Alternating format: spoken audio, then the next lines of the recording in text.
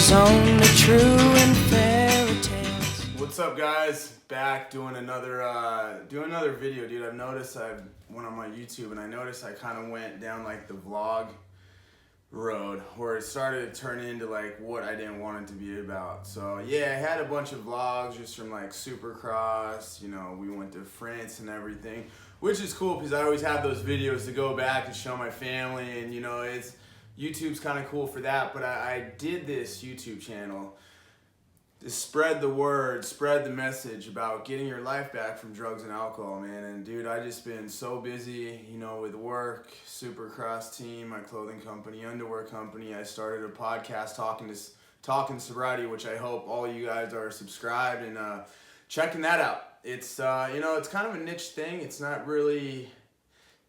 a podcast for like excitement or a big wow factor. It's just I get different people on, kind of what I was doing with this in the early stages, just to hear other people's stories about getting their lives back from drugs and alcohol. So with a podcast, it's easier for me to reach out to people that are living across the country or different parts of the world. I can just get on the phone. So yeah, subscribe to that on Google Play, iTunes.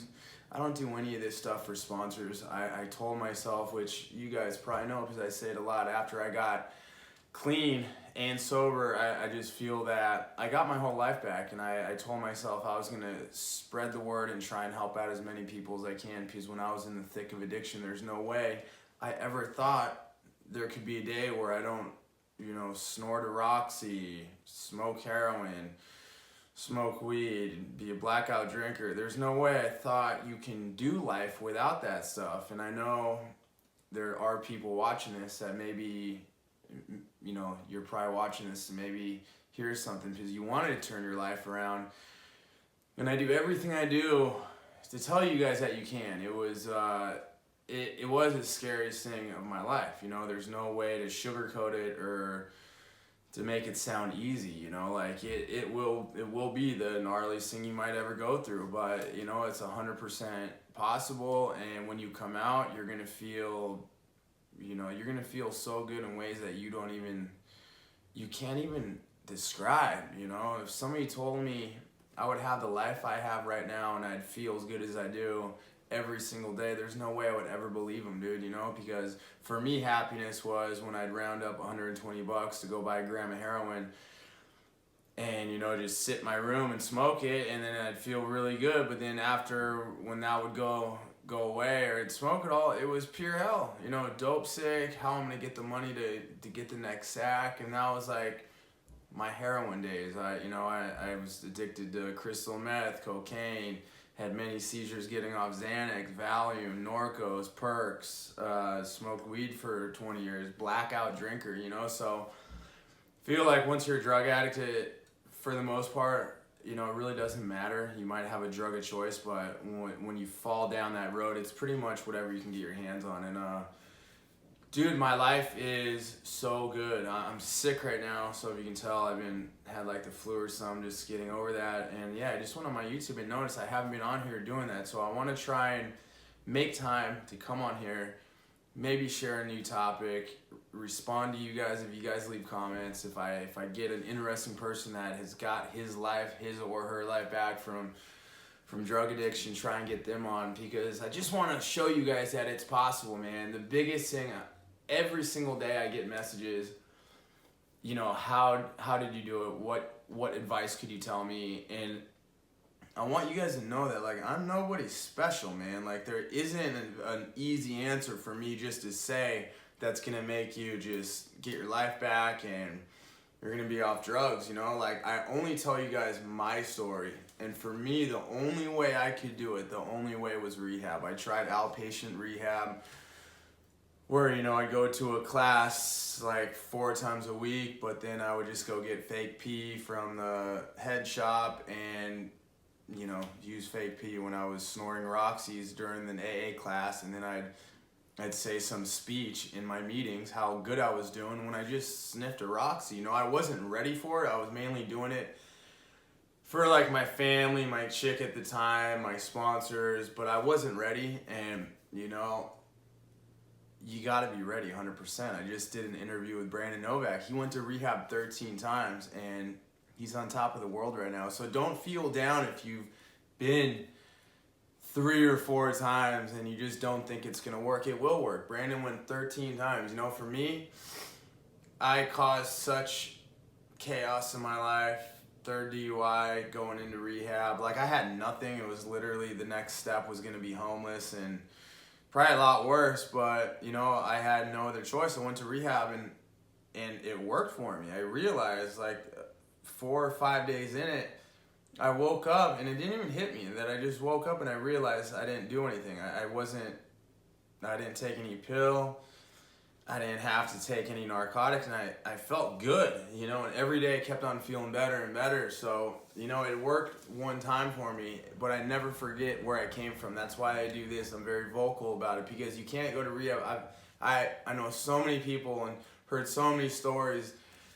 Personally know, like I think I just said this, know so many people that, you know, they go to rehab, they're really pumped when they come out. They say, dude, I'm going to go to meetings, I'm going to do this, I'm going to do that, I want to make it a way of life. And then they slowly stop going, they slowly stop remembering about putting the work into sobriety, and then every single time they go back out. So, you know, go to meetings, reach out, help the new struggling addict that's coming in those doors. And if, like, you can be saved, and then you help somebody else, and that person helps somebody else, dude, it's a really good feeling, dude. You know, I said this a million times, if I could help one person, like, all this would be worth it. And from the messages I get, I feel that what I'm doing is working, and it's rad to see that people can see, like, through me that I got my life back, and they want to do it. And every single message, they're like, dude, thank you, I got my life back, my kids love me, I'm a good husband, I'm a good wife. Like, their whole lives open up. So just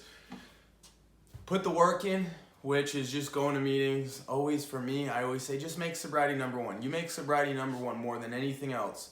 Even your kids. I don't have kids, but, you know, everything will follow, dude. You're going to be the best father, the best husband, the best wife. Other people are going to see that you're putting the work and you're doing good. All these new opportunities are going to come, dude. Like, for me, I was used to traveling the world, signing autographs, jumping in front of thousands. Out of rehab, I got a job where I was printing t-shirts for, I think, like $10 an hour. I went there. I didn't have a car because I had a DUI. I'd had to spend the night at my buddy's house, which was close to the place where I worked. I borrowed his mother's mountain bike, and I rode down there like at 6 in the morning every day, but I had a smile on my face, dude. The ego was gone. I put my ego down.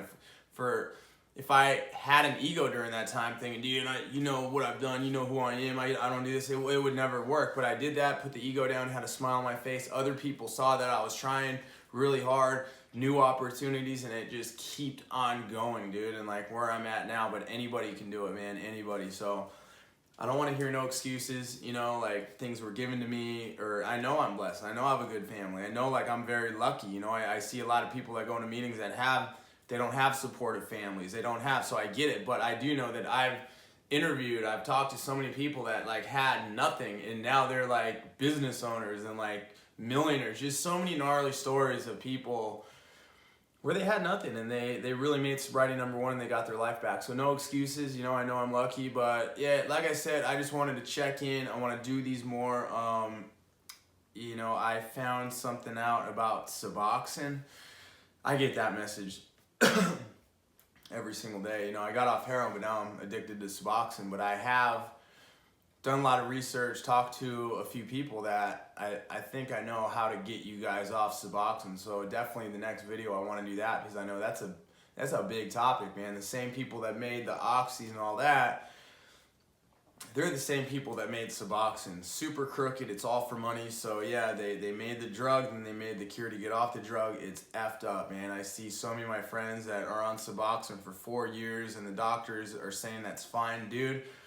Once you're in the thick of that, the withdrawals are worse than heroin, so it's no better than just doing heroin, dude. It's messed up, but I get it. Like, I know we can go on and on about it. There are perks about it. We'll go into that maybe next time. So definitely check it out, because when I tell you guys how to get off it with, like, no withdrawals, it is pretty interesting, man. So let's do that next time. And yeah, thank you guys. You guys can do it. If somebody out there is watching that is just in a black hole and they don't think there's a way out and they just want to shoot themselves. They just don't want to continue on. Dude, like, look into rehab.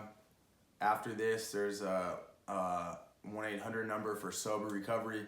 Call them, see if they'll take your insurance. You know, the rehab I went to costed $1,500 for 60 days. So it's not all about going to a $30,000 rehab, you know. It's not about that. So there are rehabs out there, good prices. You got to do the research. You got to put the work in. So yeah, thank you guys, and try and do this next week, all right? And go check out my podcast, Talking Sobriety. And yeah, thank you guys.